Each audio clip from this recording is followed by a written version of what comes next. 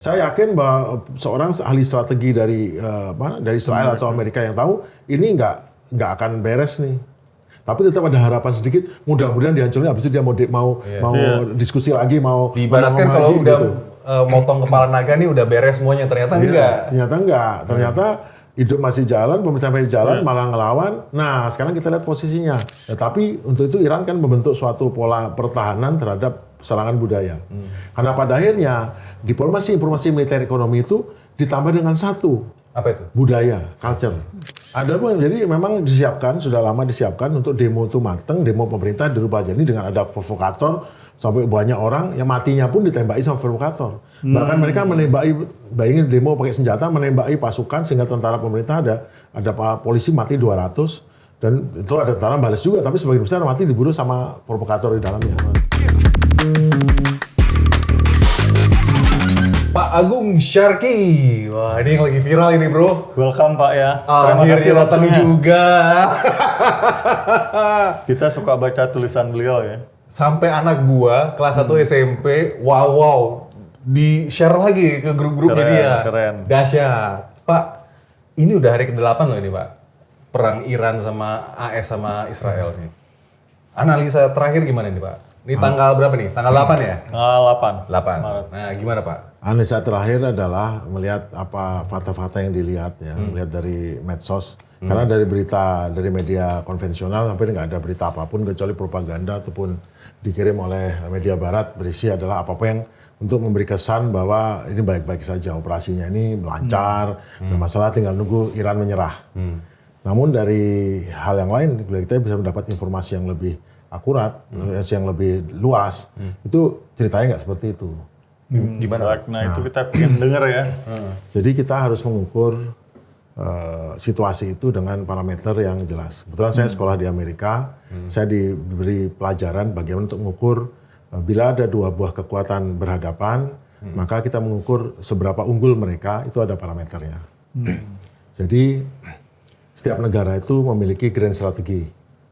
Segala hal. Grand strategi untuk apa? Untuk membuat makmur rakyatnya, grand strategi untuk membuat dia tidak masalah makanannya oke, masalah energinya oke, dan juga masalah pertahanan atau kepentingan nasional yang terkait dengan keselamatan negara atau pertahanan yang dianggap bahwa ada bahaya terhadap negaranya. Dia harus punya grand strategi.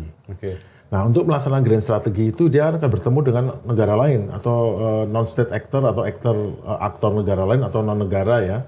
Dan untuk berhadapan itu dia menggunakan instrumen. Jadi negara itu mendapat instrumen namanya instrumen kekuatan nasional atau instrumen of national power, IUP namanya. Itu semua orang lulusan sekolah Amerika tahu itu, sekolah militer Amerika. Nah, instrumen of national power itu dibagi menjadi 4. Pertama adalah diplomasi, kedua informational, ketiga military, dan keempat ekonomi.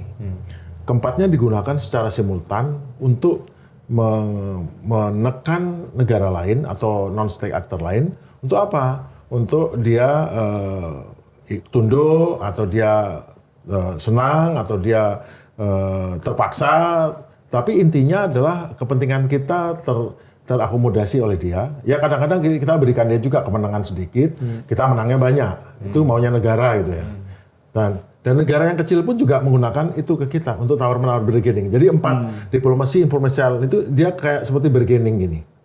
Dan biasanya kalau yang lebih kuat ya dia lebih bisa memaksakan kehendak atau lebih untung dari ini. Nah, kalau sekarang kita lihat antara Amerika dan Iran ya. Saya nggak ngelihat Israel karena Israel itu sebetulnya dompleng ya. Tanpa backing Amerika, Israel sama Iran no way, nggak ada chance untuk bersaing. Menang pun nggak. Karena beda, negaranya berbeda. Meskipun dia punya militer yang kuat, tetapi dia tidak punya kapasitas keempatnya yang sama. Nah, diplomasi Amerika telah berhasil menggalang diplomasi seluruh dunia untuk membuat Iran itu menjadi pihak yang lebih inferior. Amerika lebih banyak punya teman, lebih banyak punya lingkungan di Teluk, semua adalah partnernya, kerjasama ini. Karena framing tadi itu. Si Iran tidak punya banyak teman secara diplomasi. Oke lah. Kemudian secara informasional, yaitu menggunakan media massa, media sosial, media segala, penggunaan media lah, berhasil membuat Iran tuh di mata banyak negara yang tidak mengerti, dia kurang baik, kurang pendukung terorisme, propaganda banget menyerang. Propaganda nggak apa itu? Iya, itu propaganda. Tapi caranya dengan propaganda dan advertising. Kalau advertising itu lebih untuk pengenalan lunak, propaganda jelas militer kan. Jadi ada bermacam cara untuk memframing dengan agenda setting ya. Framingnya lihat media apapun, di pertemuan apapun, secara diplomasi diserang, pokoknya dia jelek lah gitu. Banyak orang di barat dengan isu-isu mungkin agama atau isu mereka orang yang nyebelin atau ditambah fitnah lah, Sunni dipakai. semua apapun itu digunakan untuk membuat dia melabel, jadi dilabeling kurang baik. Negara Iran sama dengan teroris lah apa yang begitu gitu apapun kan. itu. Dan banyak orang percaya tanpa tahu apapun percaya bahwa ini negara nggak baik nih, nggak oke gitulah. Nah itu informasional, kalah lah Iran, nilainya kalah lah. Secara militer jelas lah dia beberapa kali bentrok segala macam. Iran nggak ada partnernya. Semua peralatan sudah lama kuno. Karena kalau negara berhubungan sama Iran, negara itu akan di ban, dihukum, diberi sanksi ataupun dilarang ikut jadi pariah Embargo, juga. Pak, embargo. Embargo, ikut jadi pariah juga gitu loh. Akhirnya dia kesulitan. Tapi ya, nah terakhir adalah ekonomi. Ekonomi itu adalah sanksi ekonomi, embargo.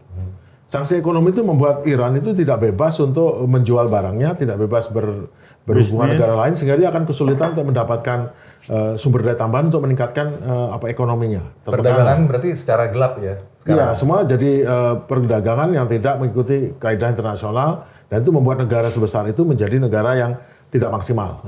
Meskipun penduduknya juga tidak melarat juga, karena dia akhirnya jadi negara sosialis yang semua dibagi rata, tidak ada orang hidup susah, tapi tidak ada orang kaya, dan tentu semangat kapitalisme membuat orang tuh pengen kaya. Kalau dia nggak bisa terlalu kaya, nggak bisa terlalu menikmati kemewahan dunia, dia akan berontak bahwa tidak punya pembebasan. Jadi cara untuk menyerang negara-negara oleh pihak Barat adalah menawarkan liberalian atau demokrasi liberalis. Yang mana kalau kamu bebas, kamu akan bahagia, kamu happy, kamu kaya, bahagia. Diiming-imingi seperti rezim yang dulu monarki itu ya, sebelum teokrasi itu. Dibikin seperti itu, tertarik lah dengan cara apapun masuk biar rakyatnya Iran ngelihat ini. Tapi untuk itu Iran kan membentuk suatu pola pertahanan terhadap serangan budaya. Karena pada akhirnya diplomasi, informasi, militer, ekonomi itu ditambah dengan satu. Apa itu? Budaya, culture. Ada namanya K-pop, ada namanya India pop, ada namanya Hollywood segala macam. Itu adalah propaganda yang paling efektif untuk merubah opini orang mengenai sesuatu, persepsinya mengenai sesuatu, apakah itu baik dan buruk, atau buruk dibuat kelihatan baik, atau baik dibuat kelihatan buruk. Itu bisa membantu memurah persepsi orang, baik secara langsung atau perlahan-lahan. Pak, saya pengen tanya tentang propaganda Amerika lagi terhadap Iran ini ya. Kan kita di sini tuh lebih banyak menonton berita bahwa masyarakat Iran itu tidak menyukai pemerintahannya. Saya pernah lihat satu video ya, orang Indonesia tinggal di Iran, Pak. Jadi yang tidak suka pemerintahnya 20%, tapi yang kita terima di sini yang tidak suka itu 80%, Pak. Nah, propaganda itu luar biasa. Nah, menurut Bapak aslinya gimana sih? Dengan kebudayaan sudah 2.700 tahun, atau sekitar 1.500 tahun sebelum 1.000 tahun sebelum Masehi lah ya, atau itu Iran sudah memiliki suatu budaya yang memang mengharuskan ada pimpinan dengan bentuk ini aslinya kerajaan kan. Namun ternyata kerajaan itu mendapatkan suatu input pada saat Islam masuk, itu ternyata ada strukturnya yang agak berubah bahwa posisi itu digantikan dengan posisi yang juga merangkap sebagai wakil Tuhan di dunia. Syiah itu adalah menganggap bahwa yang berhak untuk memimpin negara ataupun jadi pemimpin adalah yang keturunan daripada Nabi. Nabi Muhammad. Oke, itu yang salah satu faktornya. Nah, itu dan juga untuk membuat masyarakat Iran yang memang keras dan pintar, mereka tuh ranking 4 dunia IQ loh. Amerika ranking 33, Israel ranking berapa tahu? 37. Israel 37. Israel. IQ orang Iran 106, orang Amerika 93, orang Israel 91. Indonesia Pak 100 Surabaya. Saya nggak komen. 78. Nanti balik lagi. Nah, sekarang kembali ke tadi ekonomi. Nah, sekarang begitu dilihat pada pertemuan ini ternyata Amerika skornya diplomasi, polisi, militer, ekonomi sebelum perang tuh anggaplah 90. Rata-rata 90 lah. Iran ya dia 30, 40, 20 lah. Dia punya teman juga. Dia bisa. Nah, untungnya pada tahun 2017 itu Amerika sih yang mendeklar bahwa negara sekarang tidak ada unitarisme. Jadi setelah Perang Dingin berakhir tahun 91 dan Uni Soviet runtuh, kemudian Amerika menjadi unipolar dan Amerika dengan NATO berusaha juga akan menggerus Rusia dengan mempersenjatai atau dengan mempengaruhi propaganda ke bekas-bekas negara-negara di bawah Uni Soviet itu untuk benci Uni Soviet dan memilih ikut sama Eropa Timur nih. Namun pada akhirnya Rusia melawan dan akhirnya saya nggak bisa diginikan terus. Akhirnya dia di bawah Putin, dia mengembangkan dirinya untuk melawan dan akhirnya membentuk suatu kesiapan sehingga tahun 2017 dideklar oleh Amerika bahwa timbul dua negara adidaya baru yaitu Cina dan Rusia. Nah, dan otomatis Cina dan Rusia disanksi sama Amerika kan. Nah karena sanksi itu, maka yang dibutuhkan Iran adalah sebagian daripada Rusia dan Cina bisa memproduksi barang-barang yang dibeli oleh Iran sehingga mereka tidak perlu tergabung dengan ekonomi dunia, cukup ekonomi dengan berhubungan beberapa negara yang terisolir nih, Korea Utara, Cina, Rusia, ini dia udah bisa membuat lebih agak maju. Dan Anda mungkin perlu tahu bahwa Iran itu nomor 1, nomor 2 dunia untuk stem cell. Oh ya? Ya. Jadi negara ranking nomor 4 dunia IQ. Ya, lagian kan Persia dia orang Tapi Pak, kembali ke cerdas. pertanyaan itu memang faktanya masyarakat sana mendukung pemerintah kan Pak? Nah, balik lagi. Sistem itu dibuat ada yang namanya Supreme Leader dari 88 ulama itu ada yang namanya adalah pemerintah ya, pemerintahan dipimpin presiden dan ada garda revolusi. Garda revolusi seperti penjaga revolusi yang memastikan bahwa untuk pertahanan negara ada juga tentara reguler. Iya. Garda revolusi spesial. Nah, yang didemo oleh orang itu biasanya pemerintah. Kalau ada demo sekolahnya kurang ini atau pajaknya naik, tapi didemo pemerintah. Nah, negara masyarakatnya ini adalah sosialis, maksudnya masyarakat yang hampir tidak ada yang susah, semua didapatkan harga subsidi murah untuk barang-barang tertentu, artinya tidak ada orang susah ya, sekolah gratis, perawatan kesehatan gratis, sama kayak Kuba, mereka punya standar kesehatan yang tinggi dan standar anunya tinggi, jadi nggak ada masalah sekolahnya tuh sampai universitas semua nggak ada masalah. Free, jadi jangan anggap daerah itu negara yang susah, melarat, miskin, tidak. Gini deh Pak, saya langsung menukik nih dari pertanyaannya si Pak Putra. Secara demografi berarti, misalnya yang tidak puas dengan pemerintahan sekarang nih, generasi mudanya atau generasi tuanya gitu loh. Karena kan gini loh Pak, kebanyakan kalau saya lihat di medsos itu, malah generasi mudanya yang agak-agak nggak puas kan. Takut kayak misalnya pemerintahan Iran itu adalah otoriter lah apa gitu loh Pak. Menurut Bapak itu gimana dari pandangan Bapak tuh? Nggak bisa mengeneralisir ya, karena banyak anak-anak muda Iran yang lebih semangat untuk belajar daripada ini. Tapi kan pengaruh daripada liberalisasi dengan media sosial membuat orang bisa ngomong dan saya bisa ngomong nggak senang pemerintah, tapi kan ngomong saja tidak berarti saya melakukan sesuatu untuk menggulingkan pemerintah. Itu kan pendapat opini ya. Dan juga kita tahu bahwa Israel sudah demikian 40 tahun lamanya berusaha untuk menggulingkan ini dan tentu punya pengaruh pada beberapa sektor yang membuat dia merasa bahwa itu baik-baik. Itu artinya juga di Iran itu demokrasi jalan, orang ngomong boleh bebas. Tapi Pak, bukan soal di Iran juga yang saya permasalahkan. Di grup-grup WA di Indonesia pun sudah kayak disebar-sebarin juga nih bahwa misalnya nih yang pro pemerintah sana itu nggak benar nih gitu loh. Karena kan ini pemerintahannya itu lebih jahat nih tanda kutip daripada pada zamannya Syah Iran monarki gitu loh. Nah itu yang benar tuh seperti apa sih Pak? Propaganda itu ya itulah persepsi kan, berupa persepsi. Tetapi kan tetaplah dianggap banyak, 20% dari 90 juta orang kan jumlahnya 15 juta orang banyak. Banyak orang yang juga dibuat untuk nggak seneng, ngomong nggak seneng, nggak itu bisa. Tapi kan pada pernyataannya saat pemilihan apa dan lain tetap meninggalnya itu yang datang 5 juta orang itu. Jadi artinya dari segi perang, itu kan perang informasi ya, propaganda perang informasi itu memang berhasil membuat sebagian persepsinya seperti itu. Tapi kan itu kan sangat kondisional. Sekarang balik lagi. Perang dimulai dengan menghantam dengan dianggapnya bahwa ini lingkaran target tertengah adalah si Pak Ayatollah dibunuh, blar. Nah, yang terjadi adalah dugaannya Israel dan Amerika atau berharap dia berdoa Mungkin yang sebetulnya yang ahlinya tahu bahwa itu nggak akan, udah tahu. Amerika itu punya strategi yang bagus, Israel juga bagus, tapi kan Netanyahu sebagai tokoh dan Donald Trump itu dia milih apa yang tepat bagi dia, dipas-pasin sehingga ini cocok. Saya yakin bahwa seorang ahli strategi dari Israel atau Amerika yang tahu ini nggak akan beres nih. Tapi tetap ada harapan sedikit, mudah-mudahan dihancurin, habis itu dia mau diskusi lagi, mau diibaratkan kalau lagi, udah gitu. motong kepala naga nih udah beres semuanya, ternyata enggak. Ternyata enggak. Ternyata hidup masih jalan, pemerintah masih jalan, malah ngelawan. Nah, sekarang kita lihat posisinya.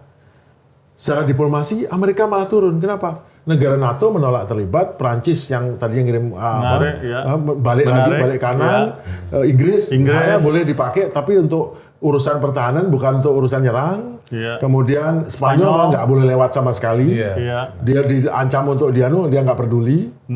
Dan kemudian ternyata di seluruh negara Eropa negatif untuk setuju, dan di Amerika sendiri 50% lebih nggak setuju, yang setuju cuma 20%. Di Inggris yang setuju 12%. Setuju. Berarti dalam hal persepsi saat ini di hari ke-8 Iran menang. Sekarang hari ke-9. Hari ke-9. Kenapa itu terjadi? Karena yang nyerang nggak punya strategi. Kayaknya gini Pak, pas kita tadi sempat ngobrol-ngobrol belakang ya, Amerika Israel punya strategi textbook gitu ya. Tapi Iran ini melakukan segala sesuatu yang out of textbook gitu ya, kayak sistem pemerintahan yang dibunuh Khomeini bakal begitu. Dia udah nyiapin 5 layer gitu ya. Jadi ini Iran ini udah Plan A, prepare. Plan B, Plan C. Iya. Gitu. Nah, Sudah 47 tahun gini. Kalau suatu pemerintah mau melaksanakan strateginya tadi, apa pemerintahnya? Oke, saya mau membuat Iran setuju dengan saya. Satu-satu jalan adalah regime change. Mencapai regime change, maka saya bagi strategi nasional saya membawa satu, pemimpinnya terbunuh, rejim terganti, pemerintahannya ambruk, rakyat demo, misalnya berhenti. Kemudian proksinya nggak bisa apa-apa. Nah, itu tujuannya. Untuk mencapai tujuan itu dia melakukan langkah serangan. Dia gunakan anatomi militer. Padahal sesungguhnya yang dia gunakan harusnya keempatnya. Dia harus doing something di diplomasi sampai semua mendukung dia. Di informasional dia betul mendukung dia, udah jalan, profesional udah jalan. Militernya jelas untuk mendukung dia, dan ekonomi harus mendukung dia. Situasinya harus betul-betul mendukung, mateng untuk ini. Nah, kalau pada bulan Januari kemarin sudah mateng, ada demo, dia masuk, informasional udah oke. Tapi sekarang kan nggak ada apa-apa, malah beritanya malah oke nih, kayak kita mau perundingannya udah oke nih, kayaknya pas lah nih. Bayangkan, Iran sudah mau mengizinkan pengawas nuklir Amerika masuk. IAEA itu. Bukan ya, orang Amerika boleh masuk. Dia bersedia menyerahkan seluruh uraniumnya itu untuk dilarutkan. Kurang apa lagi? Tapi ternyata agendanya Netanyahu bukan itu. Dia tahu ada yang lebih berbahaya. Ini rudal balistik harus dilumpuhkan ini. Sekarang udah lain lagi targetnya. Iya. Memusnahkan industri missile-nya dia. Iya, rudal balistik di sini karena ternyata Iran nggak perlu itu. Dia senjata nuklirnya Iran yang bisa dipakai adalah rudal balistik. Nuklir kan nggak bisa dipakai. Kecuali kalau dia mau terancam banget, nggak bisa dipakai. Negara yang mau pakai senjata nuklir itu akan negara yang akan pariah, akan selesai dia di dunia. Tapi benar nggak sih Pak? Menurut IAEA, walaupun IAEA juga mengeluarkan pernyataan itu bukan bom nuklir, tapi Iran sudah mempunyai 440 kg, setara dengan 60%. 62 ini. Dan kalau kalau buat bom nuklir itu kan 90%, Pak. Iya, itu cuma 2 minggu. Dari 60 ke 90. Itu dia yang saya mau tanyain, Pak. Dan dari 60 ke 90 itu, biasanya kalau dari Bapak ini berapa lama, Pak? 2 minggu. Hanya 2 minggu? Iya. Nah, itu mungkin apa yang ditakutkan itu, Pak? Dia punya 3.000 sentrifugal, kan harus diputar ya. Nah, itu berarti apa yang dikhawatirkan si Om DT ini benar, Pak? Nggak bisa.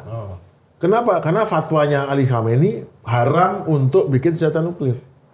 Walaupun disinyalir ada 440 kg itu. Ya, itu kan gara-garanya pada saat tahun 2015 ada CPOA, perjanjian kerjasama antara 5 negara, Amerika, Inggris, Jerman, Cina, Rusia, dan sama Iran setuju bahwa dia akan diawasi, akan oke. Waktu itu dia masih persentasenya masih kecil. Tapi habis itu pada tahun 2018 sama Donald Trump dibatalkan, ini nggak menguntungkan.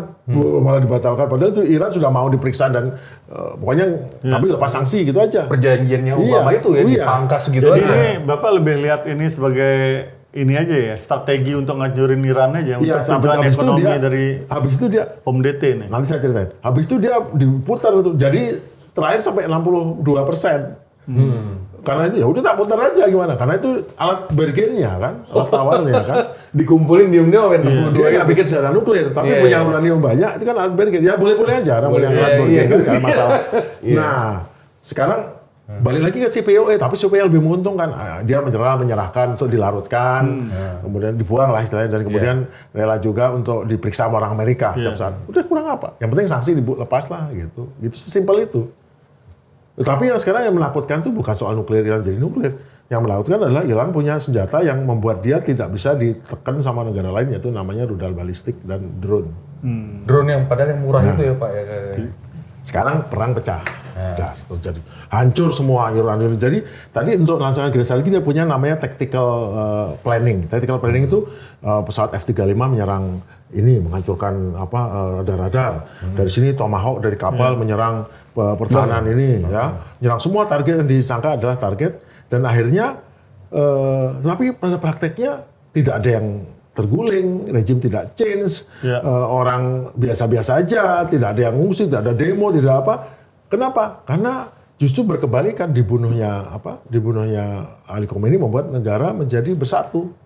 Ya, Pak, salah satu yang saya baca ya Pak, kemarin itu mungkin strategi Amerika lah menjatuhkan pemerintahannya dari demo yang semakin membesar, ternyata tidak cukup untuk bikin pemerintahannya jatuh ya. Kemudian dilanjutkanlah dengan aksi militer. Menurut Pak ada hubungannya nggak nih? Ada pun, jadi memang disiapkan, sudah lama disiapkan untuk demo itu mateng, demo pemerintah dirubah jadi dengan ada provokator, sampai banyak orang yang matinya pun ditembaki sama provokator. Bahkan mereka menembaki, bayangin demo pakai senjata, menembaki pasukan sehingga tentara pemerintah ada polisi mati 200, dan itu ada tentara balas juga, tapi sebagian besar mati dibunuh sama provokator di dalamnya. Tetapi masalahnya dari mulai 28 sampai tanggal 8, 10 hari ya, masalahnya kemudian oleh Rusia dan Cina membantu mengeluarkan jammer yang membuat Starlink itu macet. Akhirnya nggak bisa koordinasi, begitu Starlinknya macet, koordinasi berhenti, demo berhenti. Nah, tanggal 8, tanggal 9 berhenti, tanggal 14 terus mau ngebom itu apa gunanya? Udah nggak ada boot on the ground. Yeah. Kan boot on the ground-nya kan demonstran yang sibuk mengambil alih, nanti dibantu dengan tentara yang mengambil alih. Tapi kan sudah nggak ada demo, terus untuk apa? Malah demonya demo mendukung pemerintah. Saya selesaikan dulu ya. Nah sekarang setelah selesai perang tuh, sekarang diplomasinya kita ukur. Diplomasi Iran lebih unggul. Dia malah turun itu si Amerika. Kenapa? Karena sekutunya nggak mau bantu. Bahkan negara-negara Teluk yang kehabisan rudal penangkis serangan, itu minta tambahan sama Trump, nggak bisa. Saya mau kasih Israel. Kemudian dari Polandia, dari Korea Selatan, dan dari Jepang, diambil Patriot dan THAAD-nya dibawa ke sini. Untuk apa? Marah kan? Polandia marah, Korea marah, Jepang marah, negara Teluk marah. Akhirnya sekarang negara Teluk nggak oleh Amerika, mereka ngomong sama Rusia tolong sama Iran tolong biar berhentikan. Jadi malah Rusia yang naik. Cina malah, jadi sampai Iran mengeluarkan yang boleh lewat di Selat Hormuz adalah siapa? Adalah Cina, Pakistan, sama Rusia. Dan saya satu medali saya tambahin. Jadi tadi diplomasi informasional, nggak perlu propaganda, jelas Amerika mengeluarkan perintah untuk semua warga negara sipil keluar dari Timur Tengah, gila nggak? Semua warga negara sipil Amerika keluar dari Timur Tengah. Iya. Itu kan retreat. Kabur ya. Udah nggak bisa, takut diculik warganya kan, atau kan. Kemudian padahal baik-baik aja di Uni Emirat, tapi dia saking takutnya itu. Mungkin ada mengeluarkan ancaman di bawah, jadi di bawah itu ada ancaman dari saya culik lo, kamu nanti mungkin gitu. Begitu yang kedua, Pak, pilotnya yang jatuh pun dipukulin nggak di Kuwait? Iya di Kuwait. Kemudian yang ketiga militer, iya betul mati banyak orang atau ini, tapi kan tetap dia tiap hari makin lama malah karena rudalnya berkurang makin hancur semua pangkalan militer Amerika, sehingga kalau kita mau pesawat mendarat di sana atau kapal merapat untuk ngisi bahan bakar, untuk istirahat atau apa, sudah nggak ada. Iya. Sudah tidak ada sama sekali yang namanya pangkalan Amerika di sana. Jadi Amerika harus jauh lagi ya. Dan secara ekonomi, terakhir, Iran punya kekuasaan yang lain. Siapa mau lewat, kamu pro saya, maksudnya kamu jangan tentang saya. Yang semuanya dekat, teman-temannya bisa lewat. Akhirnya kan setelah seminggu yang lain ambruk, dia tetap jalan ekonominya. Jadi yang punya kekuasaan ngatur ekonomi itu sekarang dia. Berarti secara dihitung lagi yang tadinya Amerika di sini, sekarang begini. Sudah nggak ini. Pak Sargi ngebaca nggak begini? Kan semua negara Teluk tuh disikat sama ini pangkalan militernya. Jadi targeted ini kan, serangan drone itu. Nggak ada satu negara Teluk pun yang melakukan perlawanan. Cuman Uni Emirat aja yang komplain Iya. gitu. Tapi komplain aja kayak drama aja. Dan itu kan Presiden Iran kan udah minta maaf. Minta maafnya itu minta maaf kepada yang merasa dihantam kami, minta Iya. maaf. Iya. Tapi sesungguhnya itu adalah minta maaf yang mengatakan tidak ada ancaman kalau lu macam-macam saya serang lagi. Itu Pak ngeliat nggak itu sebagai salah satu solidarisme negara teluk? Bukan power, dia punya power. Karena ada power malah Dia nggak takut. Jadi banyak ada bully, ada preman. Kemudian kita datang anak kecil, kemudian preman dipukulin sama dia. Terus premannya, wah sudah. Nah, anak kecil kan jadi preman baru. Itu bahasa premannya. Iya, iya. Masa enggak, powernya naik. Jadi dime ke 3-3 itu sekarang dari tadinya 1 di sini ini jadi turun. Jadi Israel nggak kelihatan berwibawa, mereka berwibawa. Dan sekarang malah pilihannya ke Cina dan Rusia. Nah berarti Pak Syarki, ada yang bilang juga semakin Iran itu bertahan lama semakin Iya, menang. iya. Itu benar ya Pak? Iya. Semakin Amerika Iya. berlarut-larut di sana, Iya. semakin Betul. kalah itu dia. Betul. Jadi si Iran ini sudah menyiapkan ini selama 20 tahun. 47 tahun. Ya 40 tahun, tapi 20 tahun ini sudah menyiapkan strategi ini. Dia mensimulasikan segala macam perilaku luar, apa yang terjadi, dia akan diserbu, dia akan diserang. Dia udah siap. Karena pada saat serangan pertama mengebom sana, membunuh Khomeini itu, waktu pesawat itu kembali ke Nevarim, ke Nevada, ke mana? Ya, ke pangkalan militernya Niger lah. itu sudah ditembaki sama rudalnya sudah langsung balas. Nggak Pertanyaan saya menunggu. terakhir berarti nih Pak Syarki nih, terakhir nih dari saya, nanti mungkin dari Pak Putra. Kalau nih misalkan nanti nih si Amerika itu serangannya ke Iran itu berlarut-larut, kalkulasinya Pak Syarki gimana? Iran hancur total atau Israel bagaimana? Sekali lagi, atau instrumen- misalnya Rusia dan Cina ikut campur Ya, gimana? sekali lagi instrumen of power itu diplomasi, proses militer, ekonomi. Tanpa Iran itu memindahkan serangan ekonomi negara lain akan turun, bangkrut, akan naik harga semua. Kemudian ada tekanan banyak-banyak. Nanti publik domestik yang akan menekan pemerintahnya untuk ini mundur. Pada akhirnya nanti akan jadi mundur. Seperti halnya di lawan Houthi. Itu 2 minggu serangan ngebom Houthi, tapi hobinya tetapnya ngirim rudal gini. Akhirnya udah kita sepakat dengan Houthi kalah, dia tidak akan nyerang kita lagi. Tapi Houthi, oh iya saya akan nyerang sama Amerika, oke, saya akan tetap nyerang Israel. Udah, dianggap kemenangan. Seperti sesimpel itu. Berarti udah Houthi seperti yang kecil aja nggak bisa loh Amerika. berarti kejadian seperti kayak di Vietnam, di Irak, Afghanistan terulang Iya, lagi. begini aja. Terulang lagi ya. Tapi ini beda, Iran beda. Ada satu pernyataan yang dalam satu wawancara Menteri Luar Negeri Iran, Abbas Araghchi, di NBC News 2 hari lalu, Pak. Adanya tentang kemungkinan serangan darat oleh Amerika. Dengan senyum ngejawabnya Abbas Araghchi. Kami menunggu. Dengan senyum. Iya, karena geografisnya Iran kan gila kan. Iran itu adalah benteng alam. Iya. Iya. Selain tempat di mana ada Teheran, lainnya adalah pegunungan yang orang kalau merayap jalan itu udah sangat sulit. Mau terjun, wah itu sama aja dengan masuk ke Anu Macan. Mau mendarat seperti ini, ya sama aja. Kan perang berlarut Secara dan pegunungan mahal sekali. gitu, geografi luas. Kayak 3 kali Vietnam, Irak. hutan, Iya. ini gunung dan hutan. Iya. Nah, Pak Syarki Oh, punya gunung data dan nggak hutan. nih? Ini menyambung dari pertanyaan Pak Putra nih. Pada waktu Amerika nurunin pasukan darat ke Irak, itu berapa jumlahnya? Berarti kan Iran harus 3 kali lipatnya lagi kan? Pada saat perang Teluk pertama melawan Kuwait 900.000. Desert Storm? Desert Storm. Pada saat dia serangan ke itu sekitar 500.000. Itu perlu waktu 2 bulan untuk sampai ke Baghdad. Dan pada akhirnya dia harus mundur lagi karena ternyata ya kisruh semua itu nggak ada tercapai perdamaian karena kesalahan strategi. Bayangkan Garda Republik itu dibubarkan, pangkat kolonel ke atas dipecat Bubar, gitu ya. aja, lain ke bawah. Nah itu kan malah jadi pemberontak semua itu. Iya. Secara geografi juga Irak itu Iran apa Irak? Iran itu 3 kalinya Irak. Irak Lima dan 5 kali, Pak. kalinya Afghanistan. Iya, 5 kali Afghanistan. Berarti nggak akan mungkin tuh. Nggak Kongres mungkin Ya. mungkin nggak itu? Jutaan harus deploy jutaan. Mungkin tentara. Dan untuk mendeploy segitu 9 bulan namanya. Nah, Saat sudahlah. 9 itu sudah habis Nggak senjata, habis mungkin. apa, habis ini semua dan Amerika udah kehilangan pengaruh. Jadi Iya. konstruksi keamanan Amerika di Timur Tengah tidak akan ditulis oleh Washington lagi habis ini. Iya. Jadi yang rugi dia. Bayangkan sebelum tanggal 28 Amerika, saya penguasa teluk nggak ada ini. Sekarang penguasa kah dia? Gimana bisa penguasa menyuruh seluruh warganya pergi? Bayangkan warga pergi berarti kan seluruh kegiatan bisnisnya berhenti. Seluruh Israel ya Pak ya.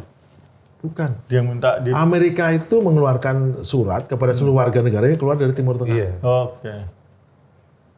Ini negara Israel pun Amerika. mengeluarkan pernyataan begitu. Ya karena Suruh Israel kabur. itu kecil kan, itu target kayaknya dia kayak target sama Iran ditembakin gitu. Makin lama makin nggak bisa menghalang Pak. Dan bayangkan Amerika itu selama serangan 2 hari itu menghabiskan 800 rudal Tomahawk. Oh beres nih nggak apa-apa. Dia punya cadangan Tomahawk 4.000. Sebagian besar tuh nanti menghadapi Cina di sana kalaupun harus menghadapi. Nah sekarang dalam 2 hari aja udah 800. Mau dibawa ke semua. Nanti grand strategi Amerika untuk menguasai dunia tuh gimana? Kan berarti bubar jalan semua nih. Amerika jadi level yang gara-gara presiden yang nggak mau mengikuti nasihat dari ini. Kan sudah dinasihatin. Ini tidak ada military option. Ini militernya di luar military option semua untuk berhadapan sama Iran. Sudah dibilang gitu. Dia nggak nurut. Namanya Denkin, Kepala Staf Gabungan Jenderal Denkin, Kepala Staf Gabungannya Amerika. 3 hari setelah perang, ngadep lagi. Pak, di stop sini aja udah. Kita udah cukup mati, udah cukup. Ini loh, soalnya kita nggak punya cukup. Enggak cukup. Saya akan ambil dari Korea, saya akan ambil dari Polandia, saya akan ambil dari Jepang. Loh, Ditarikin semua Ditarikin gitu aja. buat kesana, Nah. buat Israel aja tuh Pak. iya. Jadi di dunia ini ada 8 radar untuk TAT. TAT itu adalah high altitude, ada rudal balistik ya. 4 yang ada di Timur Tengah itu hancur semua. Semua radar-radar Amerika hancur semua. Bahkan yang harganya 1,1 miliar dolar. 1 miliar dolar itu hancur, nggak ada sisanya. Dihajar dengan drone yang mungkin ada 5-6 drone, yang satu drone harganya 300 juta. Iya. 20.000 dolar 350 juta. Iya. Oke, udah. Pak, Thank you. Ya, sama-sama, Ciao. terima kasih. Terima kasih.